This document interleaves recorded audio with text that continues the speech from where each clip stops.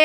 ఏం తమాషాలుగా ఉందని నీకు చెల్లెలే కదా దాని డౌట్ ఉంది అని చెప్పేసి అడగమని నీ దగ్గరకు పంపిస్తే దానికి అర్థం కాదు మట్టి బుర్ర అని తిట్టి పంపించినావా నువ్వు దానికి అర్థం కాకపోతే ఒకసారి అర్థం కాకపోతే 2 సార్లు చెప్పు 2 సార్లు అర్థం కాకపోతే 3వ సారి చెప్పు దానికి అర్థం కాకపోతే నీ దగ్గరికే వస్తుంది మరి నా దగ్గర పోతుందా మీ అయ్య దగ్గర పోతుందా అసలు నాకు అర్థం కాదు అది నీ రూమ్లోకి రాగానే ఇట్లా కసురుకుంటావు దాన్ని ఎందుకు నువ్వు ఒక ఫోన్ ముట్టుకోకూడదు మమ్మీ నా రూమ్లోకి వచ్చింది మమ్మీ నా ఫోన్ ముట్టుకుంది ఏముంది నీ రూమ్లో ఏమన్నా దాచిపెట్టినావా ఏమన్నా ఫోన్లో సీక్రెట్లు ఉన్నాయా ఈరోజు ఫోన్ తీసి నా ముందు నాన్న ముందు పెట్టు దానిలో ఏముందో నేను చూస్తాను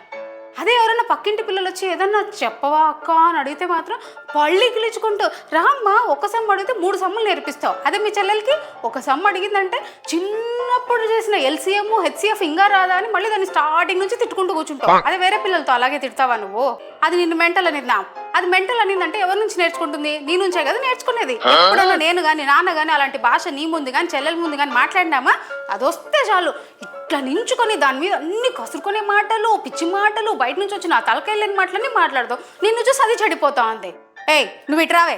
బుక్కులు తీసుకొని ఇట్రా ఈ రోజు మొత్తం తను ఎలా నేర్పియదో నేను దగ్గరుండి చూస్తాను ఇప్పుడు తను వస్తుంది దగ్గరుండి నేర్పి నీకు రాలేదంటే నువ్వు నేర్చుకొని మరీ దానికి నేర్పి అంతేగాని ఎదవేషాలు వేసావనుకో తొక్కి పాడదొబ్బుతా